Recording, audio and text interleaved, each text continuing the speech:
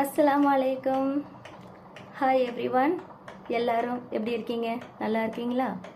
அல்ஹம்துலில்லாஹ், இறைவனுடைய அருளால் நாங்களும் அனைவரும் நலமுடன் உள்ளோம். மீண்டும் ஒரு நல்ல பயனுள்ள பதிவில் உங்கள் அனைவரையும் சந்திப்பதில் மிக்க மகிழ்ச்சி. ஸோ வீடியோக்குள்ளே போகிறதுக்கு முன்னாடி ஒரு எப்போதும் போல் ஒரு ரெக்வஸ்ட்டு. இது வரைக்கும் நம்ம ஹோம் மேக்கர் நஃபிலா சேனலை யாராவது சப்ஸ்கிரைப் பண்ணாமல் பார்த்துட்டு இருந்தீங்கன்னா தயவுசெய்து சேனலை சப்ஸ்கிரைப் பண்ணிக்கோங்க. பக்கத்தில் இருக்கக்கூடிய பெல் ஐக்கானையும் டச் பண்ணிக்கோங்க. அப்போ தான் நான் போடக்கூடிய எல்லா வீடியோஸும் உங்களை வந்து ரீச் ஆகும். அல்ஹம்துலில்லாஹ், நம்ம இன்றைய பதிவுக்குள்ளார நம்ம போகலாம். இன்றைக்கி நம்ம என்ன பார்க்க போகிறோம் அப்படின்னா, இய்யாக நஅபுது வ இய்யாக நஸ்தஈன், இய்யாக நஅபுது வ இய்யாக நஸ்தஈன். எங்க சொல்லுவோம்? அனைத்து முஸ்லீம்களுக்கும் கட்டாயம் தெரிந்திருக்கும். ஒவ்வொரு வஹத்து தொழுவையிலையும் கட்டாயம் நம்ம ஓதக்கூடிய சூரா அல் ஃபாத்திஹா. அதில் வரக்கூடிய வசனத்தில் ஒன்று இய்யாக நஅபுது வ இய்யாக நஸ்தஈன். இதனுடைய பொருள் என்ன? உன்னையே வணங்குகிறேன், உன்னிடமே உதவியும் தேடுகிறேன். யா அல்லாஹ், நான் உன்னை தான் வணங்குறேன், உன்கிட்ட தான் நான் உதவி கேட்கிறேன். அதான் இய்யாக நஅபுது வ இய்யாக நஸ்தஈன். இறைவன் சொல்றான், என்னையே வணங்கு, என்னிடத்திலேயே உதவி கேளு. அப்போ உதவியை எங்க கேட்கணும்? சொல்லியாச்சு, ஆரம்பத்திலேயே சொல்லியாச்சு, உதவியை என்னிடத்தில் கேளு. ஏனென்றால் இந்த உலகத்துல சரி, எந்த இடத்துலையும் சரி, நான் உலகம் என்று சொல்கிறேன், எந்த நேரத்திலையும் எந்த சூழ்நிலையிலையும் யாருக்கும் எது நடக்கணும் அப்படி என்றாலும் அல்லாஹ் நாடினால் மட்டும்தான் அது நடக்கும். ஒரு உண்மையான முஃமினாக நீங்கள் இருந்தால், ஒரு முஸ்லீம் என்று சொல்லக்கூடிய நபர், ஒரு உண்மையான முஃமினாக நீங்கள் இருந்தால், முஃமின் என்றால் என்ன அர்த்தம்? ஒரு நம்பிக்கையாளர். நான் நம்பிக்கை கொண்டுள்ளேன் அப்படின்னு சொல்லக்கூடிய நபர் ஒரு முஃமின் அப்படின்னு இருந்தா, நீங்க உதவியை யார் இடத்துல கேட்கணும்? அல்லாஹ் இடத்துல கேளுங்க. அததான் அவன் சொல்றான். ஒவ்வொரு வாட்டியும் தொழுகையில் அல்ஹம்து சூரா ஓதுறோம் இல்லையா, சூரா அல் ஃபாத்திஹா, அதுல வரக்கூடிய வசனம். அப்போ எத்தனை வாட்டி ரிப்பீட்டடா இந்த வசனத்தை நம்ம ஓதுறோம்? அப்ப அவனிடத்துல தான் நாம உதவியை கேட்கணும். உதவி நம்மளுக்கு எப்ப தேவைப்படும்? எல்லா நேரத்திலையும் தேவைப்படும். அல்லாஹ்வுக்கு நம்மளால ஆக வேண்டியது ஏதாவது இருக்கா? கிடையாது. நமக்கு தான் அவன் தேவை. அவன் உதவி இல்லாம ஒண்ணுமே நடக்காது.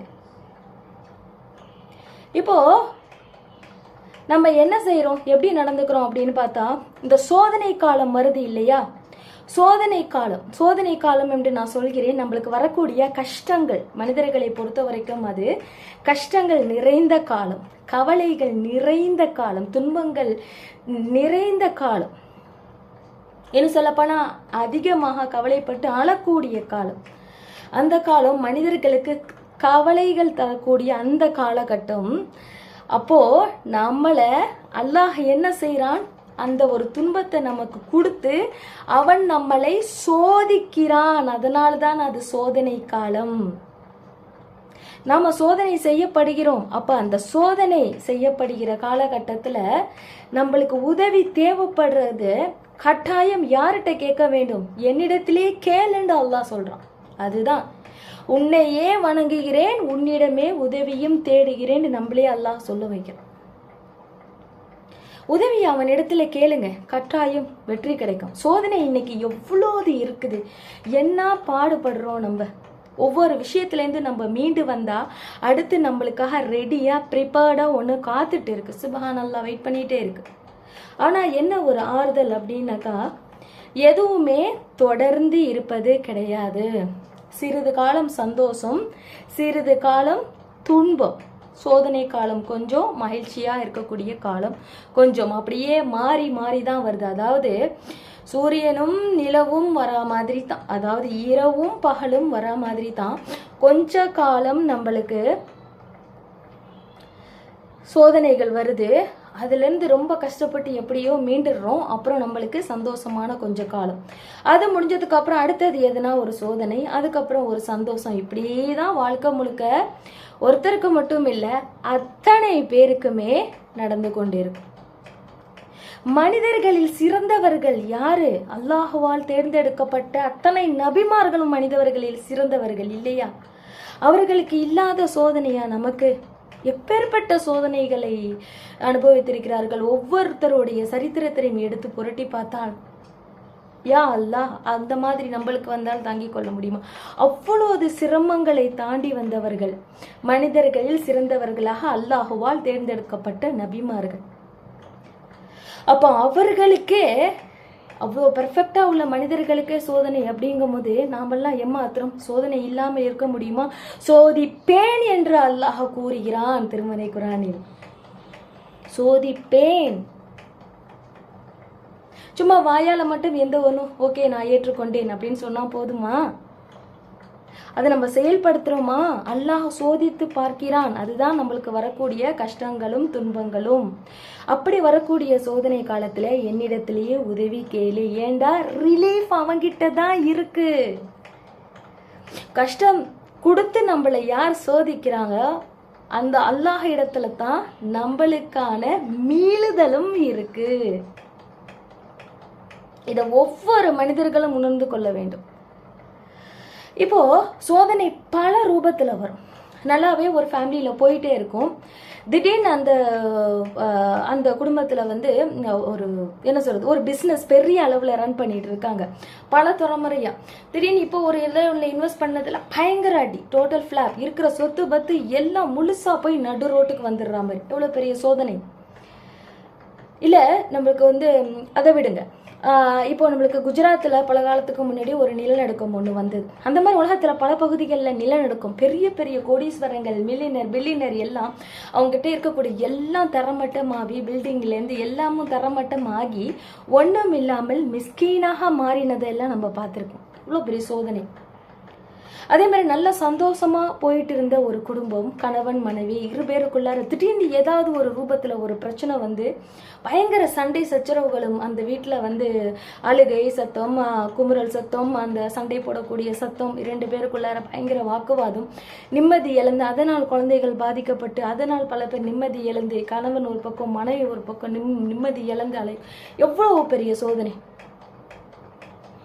இல்ல. திடீர்னு நல்லா இருந்துட்டு இருந்த மனிதருக்கு திடீர்னு உடல்நிலை சரியா இல்லாம போயிடுச்சு. திடீர்னு போனா, அங்க போனா, ஹாஸ்பிட்டல் போனா ரெண்டு கிட்னியுமே ஃபெயிலியர். உங்களுக்கு உடனே இமீடியட்டா கிட்னி டிரான்ஸ்பிளேட் பண்ணணும். என்ன பண்றது? இல்ல ஒரு ஹார்ட்ல ப்ராப்ளம், இல்ல ஒரு இவ்வளவு பெரிய நோய், இவ்வளவு சரி பண்ண இவ்வளவு எச்சமாகும், கையில காசு இல்லை, என்ன பண்ணுவோம்? இதெல்லாம் சோதனைகள். இந்த மாதிரி சோதனை பலவிதமா. இப்போ ரீசெண்டா ஒரு பெற்றோர் ரொம்ப பெரிய ஒரு கவலையை ஷேர் பண்ணாங்க. அவர்களுடைய மகளுக்கு வந்து ரொம்ப காலமாக மாப்பிள்ளை தேடி தேடி அந்த வரன் கிடைக்கவில்லை. அவளுக்கு அப்புறமா இருக்கக்கூடிய பிள்ளைகளுக்கெல்லாம் திருமணம் நடந்துருச்சு. இந்த பொண்ணுக்கு ஏதோ வரக்கூடிய வரன்கள் ஏதாவது ஒன்று வந்து இந்த திருமணம் தட்டி போயிட்டே இருக்குது. அப்போ இப்பொழுதுதான் வந்து அல்ஹம்துலில்லாஹ் ஒரு திருமணம் கூடி வந்திருக்குது. துவா செய்யுமா என்று கூறினார்கள். அல்ஹம்துலில்லாஹ், அல்லாஹ் இருப்பாங்க, அல்லாஹ்வுடையனார் சிறப்பாக நடக்கும் எல்லா காரியமும். நாமும் துவா செய்வோம். அந்த மாதிரி அப்போ அந்த இத்தனை வருஷ காலம் நம்ம பிள்ளைக்கு எல்லாமே தட்டி தட்டி போயிட்டு இருக்கேன். நம்ம பிள்ளைக்கு அடுத்ததா வந்து ஆணாக இருக்கட்டும் பெண்ணாக இருக்கட்டும், பிள்ளைங்களுக்கெல்லாம் திருமணம் ஆயிடுச்சு, அவங்க பிள்ளை நிக்குது, பெற்றவங்களுக்கு எவ்வளவு கலவை. இந்த மாதிரி ஒரு திடீரென்று நல்லா சம்பாதிச்சிட்டு இருந்த குடும்பத்தை தாங்கிட்டு இருந்த மனிதருக்கு வந்து திடீரென்று வேலை போகுது. அந்த குடும்பத்துக்கு அப்புறம் வருமானம் இல்லாம கஷ்டப்படுது. நல்லா வாழ்ந்துட்டு இருந்த ஃபேமிலி திடீர்னு வறுமையில தள்ளப்படுது. ஏதோ ஒண்ணு நம்ம எதிர்பார்த்து, இல்ல திடீரென்று ஒரு ஆக்சிடென்ட், என்ன மாற்றம் ஒண்ணு மேல ஒண்ணுமேனா லைஃப்ல வந்து இந்த அன்சர்டனிட்டின்னு சொல்லுவாங்க. எந்த நேரத்துல என்ன வேண்டாலும் நடக்கும் இல்லையா? அதை எதிர்கொள்ள நம்ம தயாராக இருக்க வேண்டும். எப்போதுமே ஸ்மூத்தா தான் லைஃப் போய்கிட்டே இருக்கும் அப்படின்னு சொல்ல முடியாது. அதே மாதிரி எப்போதும் பிரச்சனைகள் வந்துகிட்டே தான் இருக்கும் அப்படின்னு நம்ம சொல்ல முடியாது. எதுவுமே நம்மளால ப்ரெடிக்ட் பண்ணவே முடியாது நம்மளால. ஸோ அப்போ ஆனால் கண்டிப்பா சந்தோஷமும் பிரச்சனை கஷ்டமும் மாறி மாறி மாறி மாறி தான் வரும். இதுதான் உண்மை. அப்போ அந்த காலத்துல நீங்க ஒரு உண்மையான ஒரு முஸ்லீமா இருந்தா தயவு செய்து அல்லாஹ்வை விட்டு விடாதீர்கள். நம்ம பெரும்பாலான நேரத்துல செய்யக்கூடிய தவறு இதுதான். எவ்வளதோ முயற்சி நான் பண்ணி பார்க்குறேன், இந்த கஷ்டத்துலேருந்து மீள்றதுக்கு எனக்கு மீளவே முடியலை, எனக்கு என்ன செய்யணுன்றே தெரியல, என்ன பண்ணணுன்றே தெரியல. நான் அங்கே போய் பார்த்தேன், அவங்கள்ட்ட போய் பேசி பார்த்தேன், இவங்கள்ட்ட போய் பேசி பார்த்தேன், ஒன்றும் நடக்கலை, எந்த முன்னேற்றமும் இல்லை. அப்போ அவனிடத்துல கேளுங்க, முதலில் அல்லாஹ்வின் இடத்துல கேளுங்கள், படைத்த ரப்பில் ஆலமீன் இடத்துல. யா அல்லாஹ், நீதான் என்னை இந்த கஷ்டத்திற்குள் நுழைத்தாய், எனது காரியத்தை எளிதாக்கி கொடு, இதிலிருந்து வெளியில் வரக்கூடிய வழியை எனக்கு காட்டுங்கள். அல்லாஹ்கிட்ட கையேந்தி கேளுங்க. அவனை வணங்குறீங்களா? 5 வேளை தொழுகை. தயவு செய்து பேருக்கான ஒரு முஸ்லீமா இருக்காதீங்க. அல்லாஹுக்கு சஜிதா செய்யாத நெற்றி என்ன நெற்றி?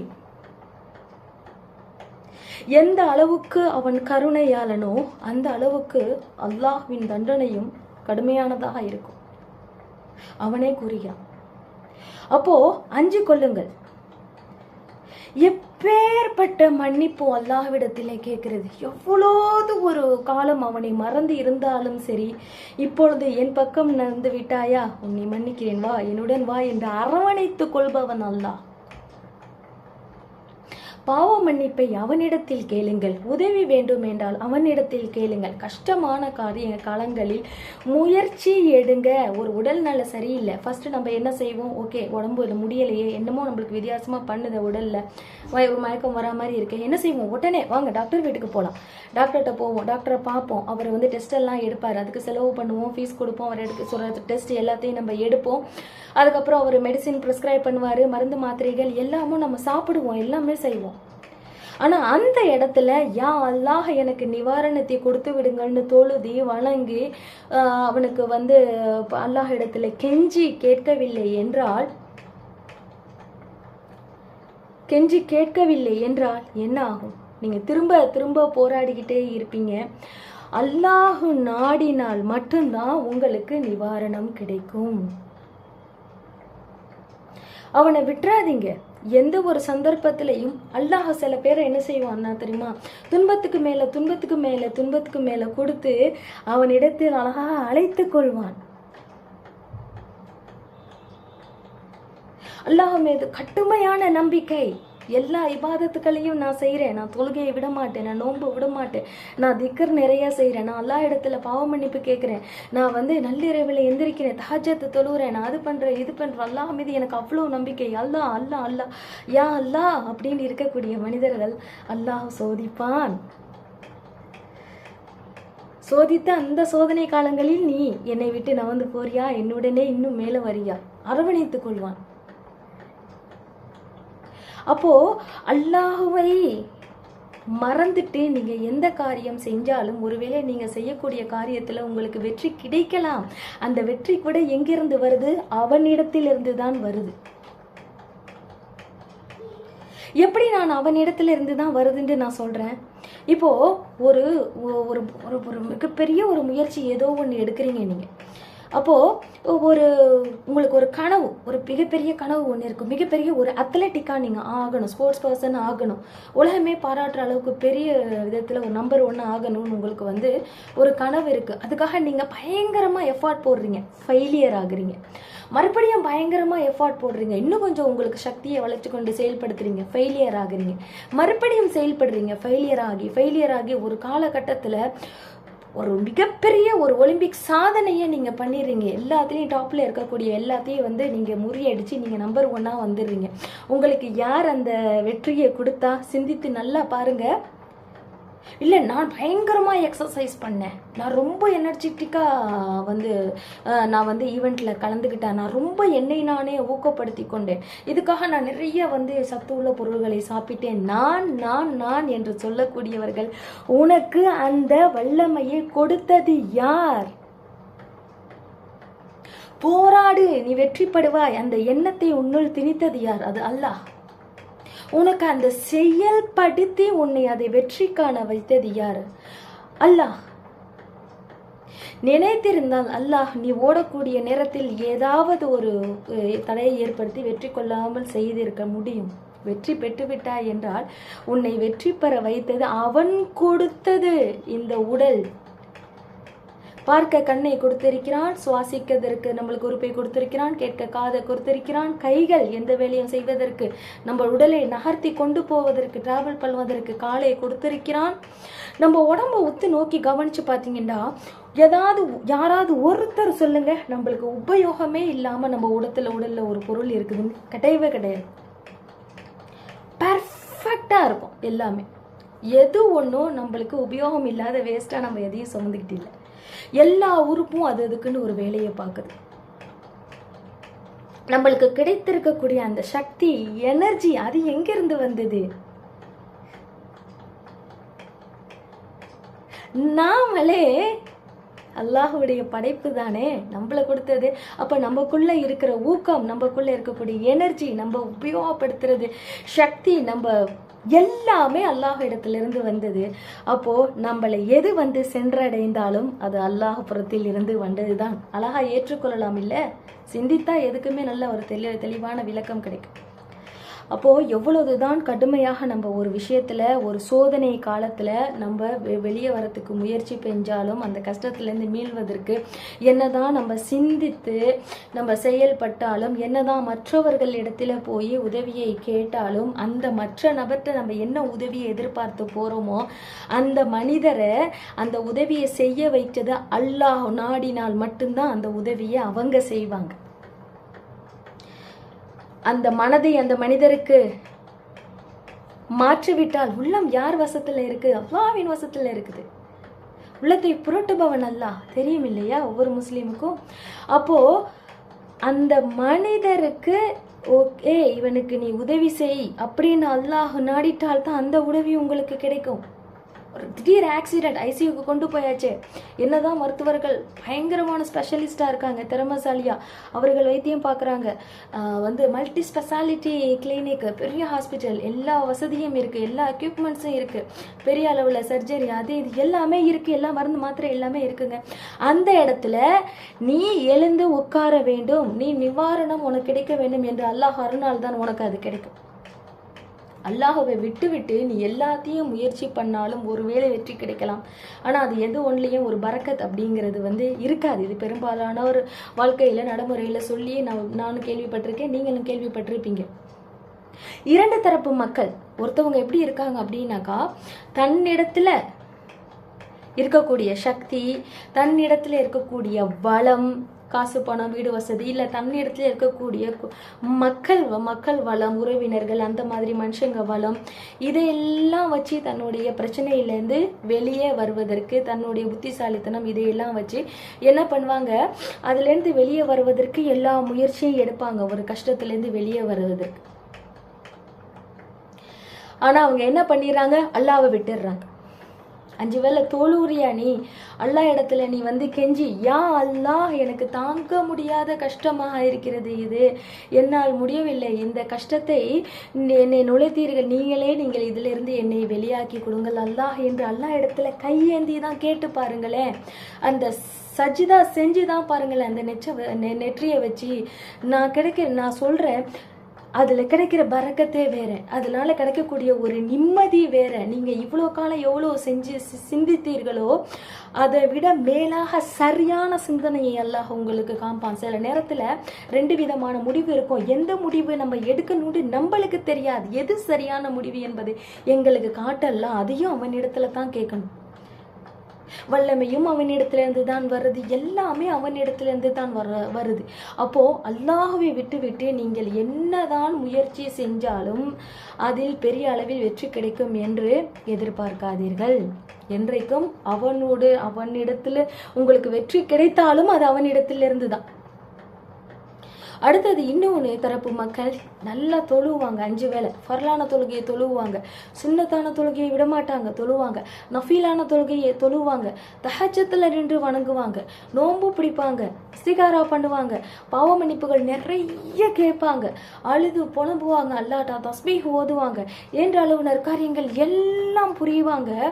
ஆனால் என்ன செய்வாங்க, இருந்த இடத்திலே விட்டு முசல்லாவை நவராம எல்லாமே இபாதத்துகள் மட்டும் செய்து கொண்டிருந்தால் அல்லாஹ் என்ன சொல்கிறான், உனக்கு நான் எல்லாமே வணங்கி இருக்கிறேன், என் துணையோடு என்னை வணங்கி கொண்டு உனக்கு நான் கொடுத்த சக்தியை கொண்டு நீ எல்லா முயற்சியும் பண்ணி உனக்கு நான் வெற்றி தருகிறேன். ஒன்று அல்லாஹ்வை விட்டுடுறது, எல்லா முயற்சியும் எடுக்கிறது. இன்னொன்று எல்லா இபாதத்துகள் எல்லாம் அல்லாஹுக்கா, எல்லாமே நமக்காக அல்லாஹ்விடத்துல எல்லா தேவைகளையும் நம்ம கேட்பது, வணங்குவது, அவனிடத்துல முழுவதுமாக சரணடைவது, எல்லாமே செய்வது. ஆனால் முயற்சி எதுவும் எடுப்பாமல் உட்கார்ந்த இடத்துல துவா மட்டும் செய்து கொண்டு இருந்தால் மேஜிக்காக எதுவுமே நடக்காது.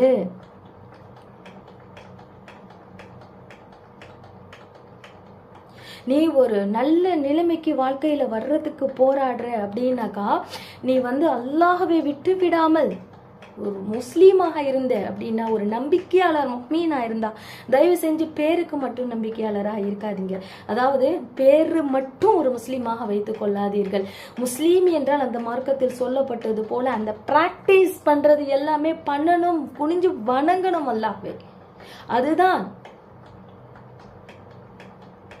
அப்போ எல்லா முயற்சியும் எடுங்க. அந்த முயற்சிக்கெல்லாம் முதலாவதாக யா அல்லாஹ் எனக்கு இந்த முயற்சியில் வெற்றியை கொடு, யா அல்லாஹ் எனக்கு இதில் வெற்றி பெறுவதற்கு சரியான வழியை காட்டு, யா அல்லாஹ் நான் பலகீனமாக இருக்கிறேன், என்னை பலப்படுத்தி கொடுங்கள், யா அல்லாஹ் சோதனை காலத்துல பொறுமையா அல்லாஹ் இடத்துல துவா கேளுங்க, பொறுமையை துவா கேளுங்க. யா அல்லாஹ் என்னால் முடியலை, கஷ்டம் தாங்க முடியல, எனக்கு பொறுத்து கொள்வதற்கு எனக்கு பொறுமையை கொடுங்க, பொறுமை இழந்தவளாக என்னை ஆக்கி விடாதீர்கள், எனக்கு பொறுமை உங்களிடத்தில் தான் கிடைக்கும், எனக்கு பொறுமையை கொடுங்கள், அதே சமயத்தில் நான் போராட எனக்கு வல்லமையை கொடுங்கள், விரைவாக எனக்கு இந்த சோதனையில் இருந்து என்னை காப்பாத்துங்கள் அல்லாஹ் என்று கையேந்தி துவா கேளுங்களேன். என்ன குறைஞ்சது? எல்லா முயற்சியும் செய்யணும், முதலாவதாக அல்லாஹ்விடத்தில் எல்லாத்தையும் கேட்கணும். அப்பொழுதுதான் மிகப்பெரிய வெற்றி கிடைக்கும். அப்பொழுதுதான் அந்த சோதனையில் இருந்து நம்மளுக்கு ஒரு நிரந்தர ரிலீஃப் கிடைக்கும். தவக்குல் நம்பிக்கை வைக்கிறது, ஆழமாக அல்லாஹ் காப்பாத்துவான். இப்போ இங்கேருந்து போய் ஒரு மனுஷர் யாராவது பார்த்து இந்த மாதிரி எனக்கு கஷ்டம், நான் கஷ்டப்படுறேன், இந்த மாதிரி நடக்குது, அந்த மாதிரி நடக்குது, என்ன அப்படின்னா ஜஸ்ட் நம்ம ஃபீலிங்ஸை ஷேர் பண்ணிக்கிறோம். அதை நம்மளை பார்த்து இறக்கப்படுவாங்க, நம்மளை பிடிக்காதவங்க செய்தி மாதிரி வாங்கிக்கிட்டு பின்னாடி அதை சொல்லி மற்றவங்கள்ட்ட பேசி சிரிச்சுக்கிட்டே இருப்பாங்க.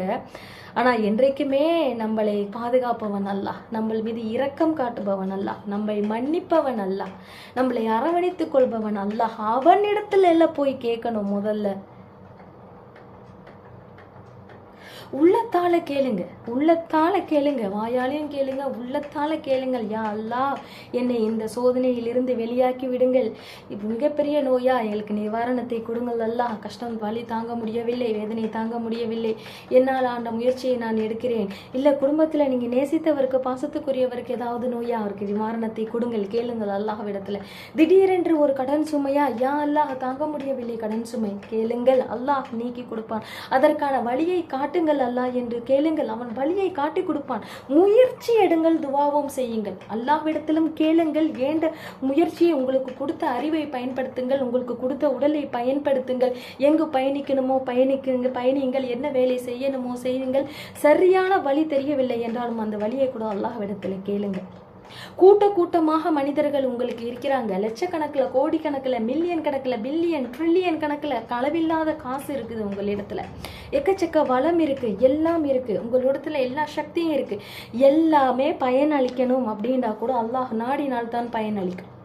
ஒண்ணுமே இல்லாத ஒரு மனிதருக்கு எதுவுமே இல்லாம அத்துறாங்க, எனக்கு யா அல்லாஹ் எனக்கு யாரும் இல்லை, யா அல்லாஹ் எனக்கு எந்த வழியும் இல்லை, நீ ஒருவன் தான் இருக்கிறாய், என்னால் முடிந்ததை இந்த கஷ்டத்திலிருந்து வெளியே வர நான் செய்கிறேன், நான் முயற்சிக்கிறேன், எனக்கு துணையாக இருந்து யா அல்லாஹ் எனக்கு ரிலீஃபை கொடு. அல்லாஹ் ரிலீஃபை கொடுத்து விடுவான். ஒண்ணுமே இல்லைன்றாலும் கூட அல்லாஹ் நாடிட்டால் வெளியாக்கி விடுவான். எல்லா பிரச்சனையிலும் கூட அல்லாஹ் நாடவிட்டால் எல்லாமும் இருந்தாலும் வேஸ்ட், எந்த பயனும் தராது. நாட்டம் அவன் ஆகு அப்படின்றா தான் எல்லாம். குன் அப்படின்னு சொல்றாங்க இல்லையா, குன் அவனால் ஆகு என்று சொன்னால் ஆகி விடுமா. அப்போ அவன் தீர்வோ இந்த நபருக்கு வரணும், சொல்யூஷன் அவன் சொன்ன, அவன் சொல்லிட்டா, அவன் கொடுத்துட்டா, இங்க எல்லாமே சூப்பர், பெரிய ரிலீஃப். ஆக அல்லாஹ்வை விட்டு எல்லா முயற்சியும் எடுக்காதீங்க. அல்லாஹ்வை முதலில் பிடித்துக் கொள்ளுங்கள் ஒரு முஸ்லீமாக இருந்தால். அதன் பின் உங்கள் வாழ்க்கையில் வரக்கூடிய கஷ்டங்களில் இருந்து மீள்வதற்கு நீங்கள் உங்களுக்கு ஒரு பயனளிக்கக்கூடிய ஒரு விஷயம், அதுக்காக நீங்க சாதிக்க போராடிட்டு இருக்கிறீங்க. அப்போ உங்களுக்கு பயனளிக்கக்கூடிய விஷயத்தை சாதிப்பதற்கு போராடிட்டு இருக்கக்கூடிய நீங்கள் அல்லாஹ் துணையோடு நீங்கள் போராடுங்கள், வெற்றி கிடைக்கும். போராடவும் செய்யணும். முதல்ல அல்லாஹ், அவனை மறந்து விடக்கூடாது. அவன் துணையோடு போராடுங்கள். அவன் உதவி இல்லாமல் எதுவும் சாத்தியமே கிடையாது. அந்த மாதிரி அல்லாஹ் சொல்லுகிறான் திருமறை குர்ஆன்ல, என்ன, எந்த ஒரு மனிதரையும் அவனுடைய சக்திக்கு அப்பாற்பட்டு நான் சோதிப்பது கிடையாது அப்படின்னு சொல்லி பரவலாக இந்த வசனம் எல்லாருக்கும் தெரிந்தது. அப்போ சக்திக்கு உட்பட்டு, சக்திக்கு மேல், அவங்க சக்திக்கு உட்பட்டு தான் அவங்களுக்கு சோதனை, சக்திக்கு மேல் அவங்களுக்கு சோதனை கிடையாது. அப்படின்னா ஒரு சோதனை இருக்குது நம்மளுக்கு வாழ்க்கையில, அல்லாஹ் அதுல நம்மள திணிச்சுட்டான் அப்படின்னா அப்ப மீள்வதற்குரிய சக்தி நம்மளிடத்துல இருக்குது. புரிஞ்சுக்கணும். உனக்கு சக்தி இருக்கு, உன்னால இதை தாங்கி கொள்ள முடியும், உன்னால இதுல இருந்து வெளியே வர முடியும், அதனால்தான் நான் உன்னை இதுல வச்சிருக்கேன், அவ்வளவுதான். அப்ப நம்ம மீண்டு வர்றதுக்கு என்ன செய்யணும்? நம்மளால முடிஞ்ச எஃபர்ட்டை போடணும். அல்லாஹ்வை மறந்துடக்கூடாது. அவனோட உதவியோட ஒவ்வொரு நேரத்திலையும் அவனிடத்துல துவா செய்யக்கூடிய பழக்கங்களை வளர்த்து கொள்ளுங்கள். இதுவரைக்கும் தொழுகவில்லை என்றால் அவன் மன்னிப்பவன், கருணையாளன். தயவு செய்து தொழுக ஆரம்பிச்சு விடுங்க. இன்னைக்கு நான் பேசிட்டு இருக்கேன், எனி மூமெண்ட், இப்ப நான் பேசிட்டு இருக்கும் போது கூட எனக்கு மலக்கல் மௌத் வந்துடலாம், மரணம் ஆயிடலாம். எனி செகண்ட் யாருக்கு என்ன வேண்டாலும் நடக்கும். வாழ்க்கையில எதுவுமே நம்மளுக்கு நடந்து முடிந்த விஷயங்கள் தான் நம்மளுக்கு தெரியுமே தவிர்த்து, இன்னும் சொல்லப்போனா தெளிவா அதெல்லாம் ஏன் நடந்துச்சுன்னு கூட நம்மளுக்கு தெரியாது. பல விஷயங்கள் இனி அடுத்த செகண்டு தெரியாது, என்ன நடக்கும் தெரியாது, அல்லாஹ் ஒருவனுக்கு தான் தெரியும். இன்னைக்கு ஒருத்தவங்க இறந்து போயிட்டாங்கன்னு வச்சுங்க, அவங்க அடுத்த செகண்டுக்கு ஒரு பிளான் வச்சிருந்திருப்பாங்க, அடுத்த நாளைக்கு ஒரு பிளான் வச்சிருந்திருப்பாங்க, அவங்களோட எதிர்காலத்துக்கு ஒரு பிளான் வச்சிருந்திருப்பாங்க. தெரியாது, தப்புன்னு மௌத்து வந்துடும். ஆக நம்ம எதுவுமே நம்மளுடைய கட்டுப்பாட்டில் இல்லை, எல்லாமே அல்லாஹ்வுடைய கையில தான் இருக்கு. ஆக நம்மளுக்கு வரக்கூடிய எல்லாமே நல்லது கெட்டது எல்லாமே அல்லாஹ்விடத்திலிருந்து தான் வருது. அவன் நாடுனா தான் எதுவுமே நடக்கும். கடுமையான ஒரு கஷ்டம் வந்துருச்சு, தாங்கிக்கவே முடியல, அழுதுறோம், புரள்றோம், கெஞ்சிரோம், பல விதத்துல கஷ்டப்படுறோம். அதுக்கு ஆறுதல் அளிக்கக்கூடிய ஒரு வசனம் என்ன தெரியுமா? எதுவுமே ஆறுதல் அளிக்கக்கூடிய ஒரு வார்த்தை, எனக்கு இந்த சூழ்நிலை வந்திருக்குதுன்னா என்னை படைத்த இறைவனுக்கு தெரியாதா? அந்த சூழ்நிலை எனக்கு வந்திருப்பது அவன் நாடினதுனால தானே எனக்கு இது வந்திருக்குது, அவனுக்கு தெரியும், அது போதும் எனக்கு. நான் இவ்வளவு கஷ்டப்படுறேங்கிறது அவனுக்கு தெரியும், அது போதும் எனக்கு. எவ்வளவு ஆறுதலான நம்மளுக்கு அப்படி நினைக்கும் போதே எவ்வளவு ஒரு ஆறுதல் கிடைக்குது. ப்ராக்டிஸ் பண்ணி பாருங்க. அப்புறம் அவனுக்கு தெரியும். அப்ப நம்ம அல்லாஹ்வை நினைவுக்கு வர்றோம் இல்லையா? அவனை விட்டுடாம அல்லாஹ்வை பிடித்து கொண்டு அதனோடு கஷ்டத்திலிருந்து வெளியே வர்றதுக்கு போராடுங்க. அல்லாஹ் மிகப்பெரிய வெற்றியை கொடுத்தருள்வான். நம்ம செய்த தப்பே என்ன? எல்லா முயற்சியும் எடுக்கும் போது அல்லாஹ்வை விட்டு விடுகிறோம், தப்பு இல்லை. அல்லாஹ் அல்லாஹ் அல்லாஹ் எனக்கு இதை கூட அதை கூட என்று முயற்சி எடுக்காமல் தொழுகைப்பாயில மட்டும் கேட்டுக்கொண்டே இருந்தாலும் அதுவும் தவறுதான். இப்போ பொண்ணுக்கோ மகனுக்கோ மாவளுக்கோ மாப்பிள்ளை இன்னைக்கு தேடினாங்கன்னா தேடி அலைஞ்சாங்க, பிடிச்சாங்க, நல்லதா? உட்கார்ந்துக்கிட்டே இருந்தா பறந்து வருவாங்களா? முயற்சி எடுக்கணும். ஒரு பிள்ளை இன்னைக்கு படிச்சுக்கிட்டே இருக்கு, நம்ம துவா செய்யணும் பிள்ளைங்களுக்காக, நல்ல நிகழ்காலத்துக்கூடிய நல்ல எதிர்காலத்துக்கூடிய பிள்ளைங்களுக்கு நல்ல விதமா சாலிகான பிள்ளையா, நல்ல ஒழுக்கமான பிள்ளைகளா எங்க பிள்ளைகளை உருவாக்கி கொடுங்க யா அல்லாஹ். அவர்களுக்கு நல்ல நசீபை கொடுங்கள், ஒரு சந்தோஷமான வாழ்க்கையை கொடுங்கள், எல்லாத்துலயும் சிறந்து விளங்க செய்யுங்கள். நல்லபடியாக குர்ஆன் முடிக்கணும், நல்லபடியாக தொழுகை இபாதத்துக்கள் செய்யக்கூடிய பிள்ளையாக இருக்கணும், நல்லபடியாக பலருக்கு கஷ்டம் கொடுக்காத, யாருக்கும் கஷ்டம் கொடுக்காத, பலருக்கு உதவி செய்யக்கூடிய நல்ல பிள்ளைகளாக இருக்கணும், படிப்புல மேல் நிலைமைக்கு வரணும், எல்லா விதத்திலையும் முன்னேறணும். ஒண்ணா துவா கேட்கிறோம் இல்லையா? கேட்டுக்கிட்டே இருக்கோம் இல்லையா நம்ம பிள்ளைங்களுக்காக? அப்படியே படிப்படியா வளர்ந்து வருது இல்லையா? அப்போ நம்மளான முயற்சியை செஞ்சு அந்த பிள்ளைக்கு படிக்க வைக்கிறோம், பாதுகாக்கிறோம், அந்த பிள்ளை படிக்குது, படிப்படியா அதுவும் எஃபர்ட்டை போடுது, நம்மளால முடிஞ்சதையும் நம்ம செய்யறோம், உதவி செய்யறோம், அல்லாஹ்விடத்துல உதவி கேட்கிறோம். இப்படிதான் லைஃப் போயிட்டு இருக்கணும். அப்பதான் கஷ்டங்கள் வந்தாலும் அந்த கஷ்டத்துல இருந்து காப்பாற்றுவன் அல்லாஹ். அவனை விட்டுட்டு இங்க முயற்சி எடுத்தாலும் இங்க ஒன்றும் சக்சஸ் ஆகாது பெரிய அளவுல. அவன்கிட்ட கேட்டுக்கிட்டே இருந்து முயற்சி எடுக்காமல் இருந்தாலும் அல்லாஹ் முயற்சி செய்யுங்கள், உங்களுக்கு எல்லாத்தையும் நான் கொடுத்திருக்கிறேங்கிற எல்லாமே நம்மளுக்கு கொடுத்துருக்கான். நம்மளுக்கு போராடுவதற்கான சக்தி, இந்த துனியால வாழ்றதுக்கு நம்மளுக்கு என்ன தேவையோ அதெல்லாம் நமக்கு கொடுக்கப்பட்டு இருக்கிறது இல்லையா? ஸோ தவக்குல் நம்பிக்கை வந்து இந்த ட்ரஸ்ட் வந்து யார் மேலே இருக்கணும்னா எந்த மனுஷரையும் நம்பாதீங்க, எந்த ஒரு பொருளையும் நம்பாதீங்க. உங்ககிட்ட இருக்கக்கூடிய வளம் அது நம்மளை காப்பாற்றும். அது இன்னைக்கு இருக்கும் நாளைக்கு போகும். காப்பாற்றாமல் பயனளிக்காமல் ஒரு விஷயம் பயனளிக்கணும் அப்படின்னா கூட அவன் நாடுனா தான் அது நடக்கும். அதனால நம்பிக்கை எப்போதுமே என்கிட்ட சக்தி இருக்கு, நான் செய்யறேன், நான் பண்றேன், உங்க மேலேயும் நம்பிக்கை வைக்காதீங்க. நம்பிக்கை எப்போதுமே அல்லாஹ்வின் மீது வைங்க. ஆனா நான் இதை செய்வேன், அல்லாஹ் எனக்கு துணையா இருப்பான், நான் இந்த அளவுக்கு இதுல போராடி வெற்றி பெறுவேன் அல்லாஹ்வின் துணையோடு அப்படிங்கிறது தான் அவங்க தான் வந்து வெற்றி பெறுவாங்க எப்போதுமே. உண்மையான முஸ்லீமா இருந்தா தயவு செஞ்சு பேருக்கு மட்டும் முஸ்லீமா இல்லாம பிராக்டிஸ் பண்ண ஆரம்பிங்க. ஒரு பிராக்டிசிங் முஸ்லீமா தயவு செஞ்சு மாறுங்க. சஜிதா செய்யாத நெற்றி என்ன நெற்றி அல்லாஹுக்கு. அவன் இடத்துல ஏந்தாத கைகள் என்ன கையேந்தி துவா கேளுங்க அல்லாஹ் இடத்துல. யா அல்லாஹ் மனசால கேளுங்க, ஒவ்வொரு இடத்துலயும் சுஜூதல கேளுங்க அல்லாஹ் இடத்துல. எனக்கு உதவி செய்யுங்கள், எனது இந்த கஷ்டத்திலிருந்து என்னை வெளியாக்கி விடுங்கள். முயற்சி எடுங்க. உங்களுக்கு என்ன கஷ்டம் வந்திருக்கு உங்களுக்கு தான் தெரியும். அதே மாதிரி இன்னொருத்தவங்க யாராவது வந்து கஷ்டத்தை தண்ணி உங்கள் இடத்துல வந்து புலம்புனாங்க அப்படின்னா அவங்க உங்களை நம்புறாங்க அப்படின்னு அர்த்தம். அப்போ அவர்களுடைய கஷ்டத்தை காது கொடுத்து நீங்கள் ஒன்றும் செய்யாக்கட்டி எந்த உதவியும் செய்ய வேணாம், காது கொடுத்து அவர்களுடைய கவலையை நீங்கள் கேளுங்க. நீங்கள் அப்போ உங்களுக்கும் அது நீங்கள் புலம்புகிற காலத்தில் கூட அவர்கள் மதித்து நீங்கள் சொல்வதை கேட்பார்கள். முடிந்தால் துவா செய்யுங்கள் எல்லாரும் கஷ்டத்திலிருந்து மீளுவதற்கு. நம்பிக்கையை அல்லாஹ்விடத்தில் வையுங்கள். உன்னையே வணங்குகிறேன் அல்லாஹ், உன்னிடமே உதவியும் தேடுகிறேன். இய்யாக நஅபுது வ இய்யாக நஸ்தஈன். உதவியை அவனிடத்தில் கேளுங்கள், அல்லாஹ் உதவி புரிவான். ஸோ இதோட என்னுடைய இந்த உரையை முடிச்சுக்கிறேன். இன்ஷா அல்லாஹ் இது தொடரும். இன்ஷா அல்லாஹ் அது அடுத்த பதிவாக நான் போடுகிறேன். இன்ஷா அல்லாஹ் அல்லாஹ் நாடினால் அடுத்த பதிவாக நான் போடுவேன். நேரம் வந்து 1/2 hourலேயே வந்து நான் நிறுத்தி கொள்ளலாம் என்று பார்க்கிறேன். அதனால தான் இதோடு நிறுத்துகிறேன். இன்னும் பேசணும் என்றால் அல்லாஹ் மீது வைக்கக்கூடிய நம்பிக்கை எந்த அளவுக்கு வைக்கணும் என்று இன்னும் நன்றாகவே பேசலாம். இன்ஷா அல்லாஹ் மேலும் ஒரு பதிவில் பார்க்கலாம்.